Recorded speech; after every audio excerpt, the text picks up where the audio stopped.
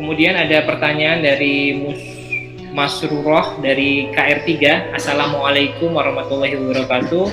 Mohon nasihat Buya, bagaimana bila orang rajin sholat, puasa, dan lainnya, tapi bicaranya sering menyakitkan, meski dalam konteks bercanda maupun sungguhan.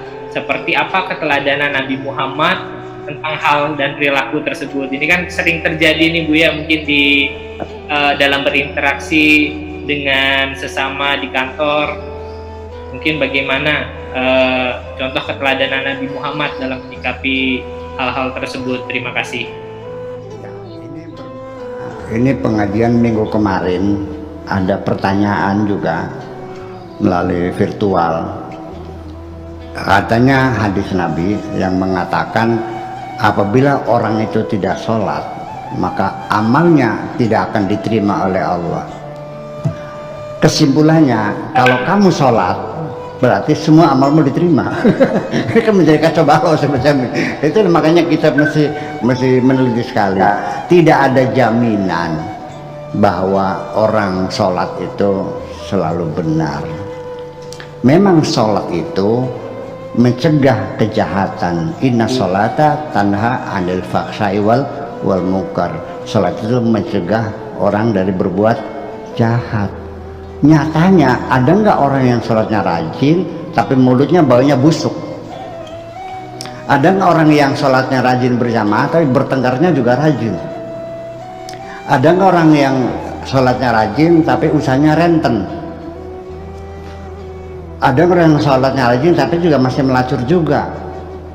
Apakah ini janji Tuhan tidak terbukti? Oh tidak. Nah itu kita kembali kepada kajian linguistik ini perlu sekali.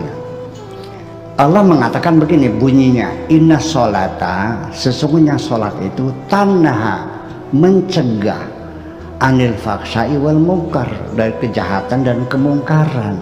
Mencegah, ini sulitnya bahasa Indonesia, kata kerja tidak terikat dengan waktu,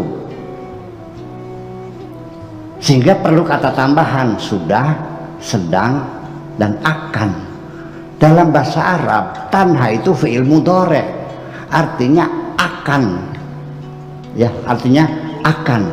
Kalau itu tidak sekarang, artinya ketika orang itu melakukan sholat nanti sholatnya akan. Kalau akan itu tidak mesti hari ini, mungkin besok, mungkin minggu lagi, mungkin tahun lagi, mungkin 10 tahun lagi. Tetapi artinya kalau orang itu masih sholat, itu masih ada hotline,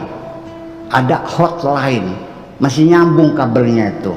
Orang masih sholat, ketika melakukan kejahatan, ada teguran dari Tuhan dalam hatinya. Dan kita semua pasti merasakan, ketika kita akan melakukan kejahatan, lutut kita bergetar, jantung kita berdebar, terdengar itu dalam hati kita.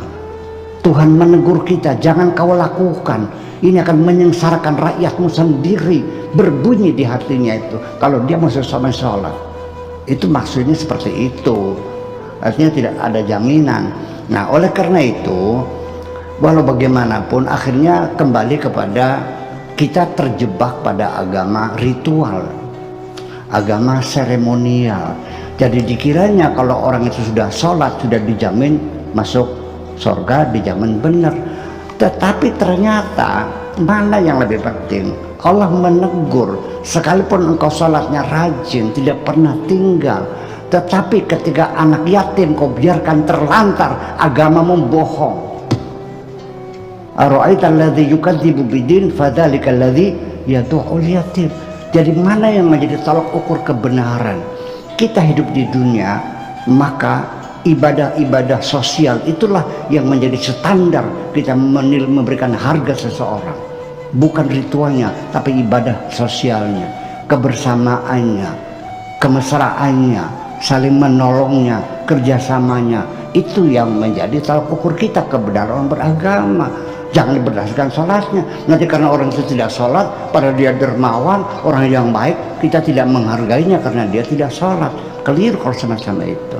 Begitu kira-kira. Terima kasih.